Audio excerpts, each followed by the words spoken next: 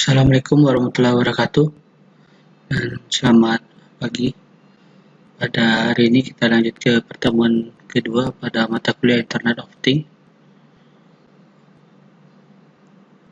Sebelum kita mulai, kita kenalkan dulu visi misi program studi teknologi informasi yang unggul di bidang aplikasi teknologi mobil komputing di Sumatera tahun 2030.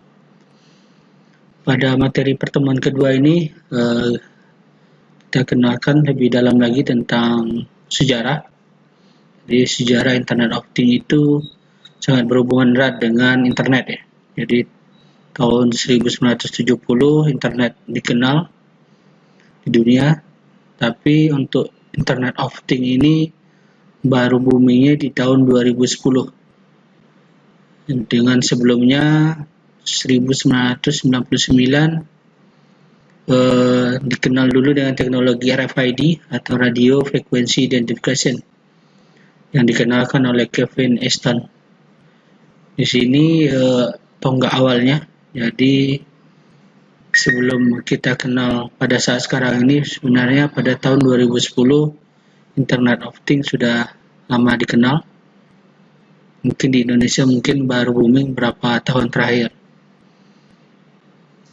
Kita kenalkan dulu sedikit tentang RFID. Jadi tadi sudah disinggung tentang Radio Frequency Identification. Itu adalah sebuah teknologi yang menggunakan komunikasi via gelombang elektromagnetik. Jadi bisa dilihat di gambar. Jadi ada semacam cut, yang mana cut ini ada gambar seperti sinyal ya. Jadi dinamakan RFID reader, dan nanti biasanya dikombin dengan RFID tag atau semacam kunci atau keychain. Sinilah kita nanti berhubungan dengan adanya pinout dan titik-titik yang berhubungan dengan gambar-gambarnya. Jadi selain dari kunci tadi juga ada semacam card yang digunakan untuk semacam untuk scan ya. Jadi scan dari reader yang sudah ada. Jadi fungsinya untuk merubah data antara terminal dengan satu objek.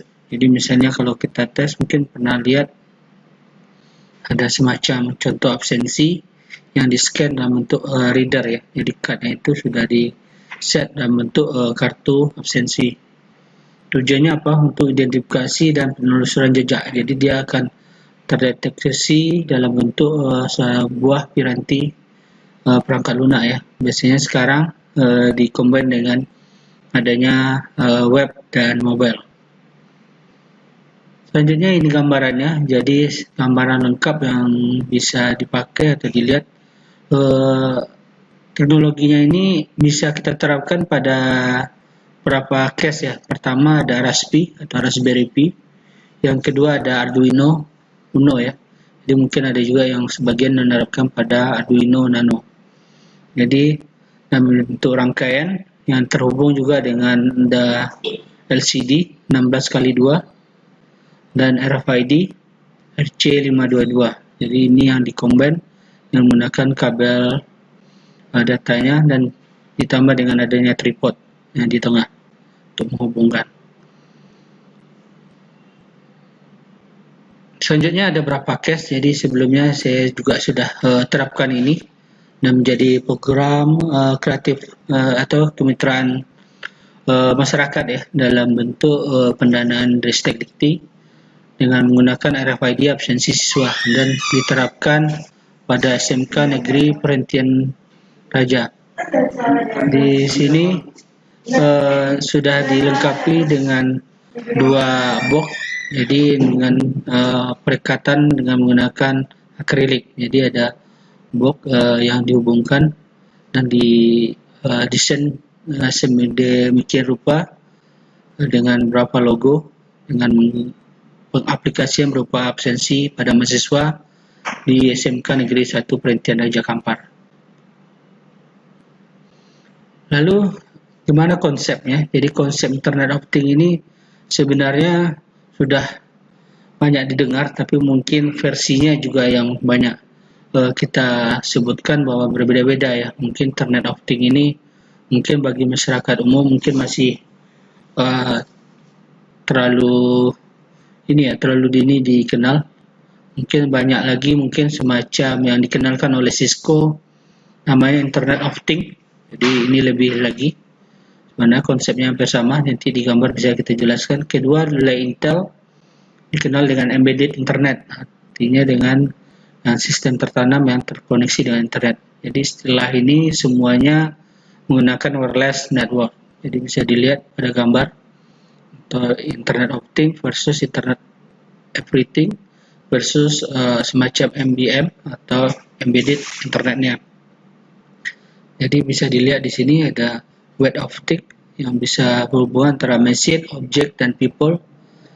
Di atasnya ada dunia atau world. Lalu ada MBM, ini yang paling rendah. Lalu ada Industrial Internet, ini untuk objek dan mesin. Untuk people-nya di sini kita kenal dengan Internet of Things. Jadi physical object yang berhubungan dengan wireless network. Lalu dia akan berhubungan dengan industri 4.0. Sini ada connect dengan teknologi 3D printing dan augmented reality. Lalu apa bagian dari Internet of Things? Jadi secara umum Internet of Things ini ada berapa part. Jadi mungkin bisa dilihat ada 7 bagian yang saling terhubungan dan saling bekerjasama ya. Di sini ada sensor, Thing sensor.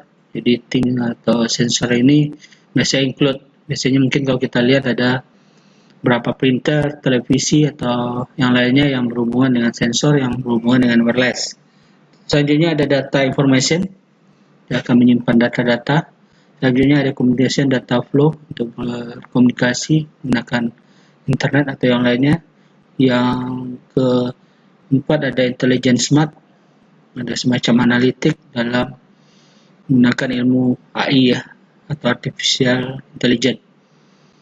Yang selanjutnya ada action decision automation, jadi ada sistem yang otomatis dalam mengambil keputusan. Jadi otomatisasi yang dilakukan pada proses ini. Yang berikutnya ada ekosistem community atau contact Internet of Everything. Jadi di sini ada semacam ekosistem atau semacam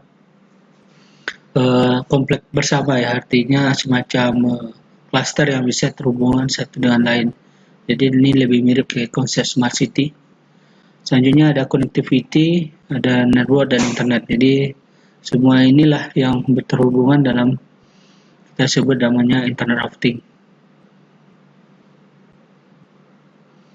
Lalu apa benefitnya? Jadi ada apa keuntungan dari penerapan Internet of Things ini? Jadi dalam kehidupan manusia, jadi banyak hal yang bisa didapat ya. Yang pertama di sini adalah device connection. Jadi ada berhubungan dengan device-device, komunikasi dan intelijen yang lain. Jadi di sini yang pertama adalah connection device-nya. Yang kedua ada data sensing. Di sini ada capture data, sensor dan storage. Jadi ada penyimpanan di sini. Yang selanjutnya ada communication. Ini fokus ke jaringan, cloud dan data transport. Jadi semacam jaringan dan cloud computingnya. Selanjutnya ada data analitik berupa big data, AI, cognitive analysis dan edge. Jadi untuk analisa big data dan artificial intelligence. Selanjutnya yang kelima ada data value, nilainya. Jadi di sini kita kenal dengan ada API-nya.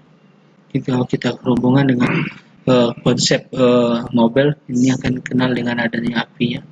Yang terakhir ada human value, jadi ada nilai dalam hubungan Internet of Things ini. Ada smart application, ada untuk stakeholder benefit dan tangible benefit. Jadi semuanya akan menguntungkan dari segi koneksi Internet of Things. Lalu tadi kita bahas sedikit tentang hardware ya. Jadi Internet of Things itu tidak terlepas dari adanya semacam mini komputer atau yang kita kenal dalam bentuk mini chip. Di sini bisa kita kenal yang pertama ada Raspberry Pi atau Raspi. Sini seriesnya sudah banyak, ada Raspi 3, 4 dan yang lainnya.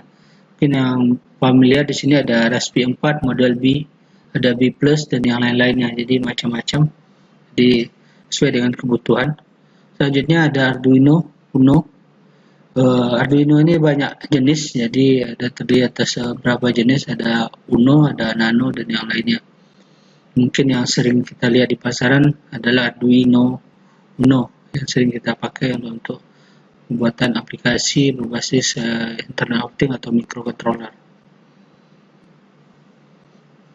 Lalu apa teknologinya? Jadi teknologi yang diterapkan di tren sekarang dalam penerapan Internet of Things ini ada 3 hal. Jadi yang pertama ada watermarking digital. Ini semacam jenis steganografi dan kriptografi ya. Jadi ada perubahan dari bentuk image dan bentuk lalu diekstrak dalam bentuk teknik-teknik dalam watermarkingnya.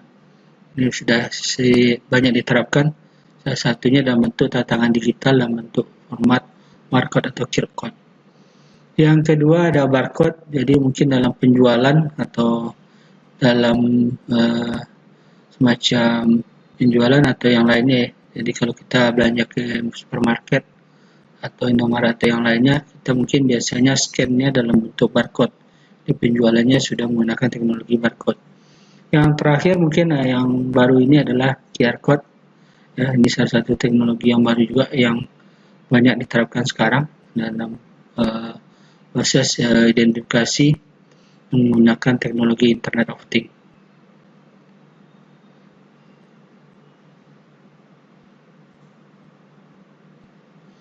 Untuk menunjang mata kuliah ini, dalam melakukan praktikum nanti kita akan didukung oleh 2 web. Yang pertama adalah pimi-labup.com. Ini salah satu juga web yang menyediakan semacam modul atau video yang free ya.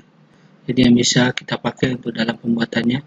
Kedua ada instructable.com. Jadi ada 2. Instructable ini juga menggunakan free, dan salah satu referensi yang saya pakai kemarin dalam perakitan RFID dan Raspi adalah menggunakan instructable.com ini. Jadi nanti kita bisa explore. Jadi nanti kalau kita mau pakai Arduino, kita bisa tinggal searching materi-materinya yang berhubungan dengan Arduino Uno-nya. Lalu penerapannya seperti apa? Jadi penerapannya itu banyak hal. Jadi nanti dalam proyek akhir kita akan coba explore sampai ke sini. Jadi teknisnya bisa dalam bentuk retail, smart retail. Yang kedua ada smart home dan cities. Lalu ada IoT and agriculture, ini untuk pertanian. Lalu ada embedded system, ini yang tertanam ya, dan menggunakan wireless. Lalu ada wireless connection dan vehicle asset, path monitoring dan controlling. Ini semuanya dalam teknik dalam bisa dalam bentuk controlling dan monitoringnya. Jadi ini salah satu yang akan kita coba explore nanti dalam bentuk tugas akhir per kelompok yang akan kita terapkan. Oke, sampai di sini dulu. Mungkin kalau ada pertanyaan bisa ke WA group. Dan kita tutup. Wassalamualaikum warahmatullahi wabarakatuh.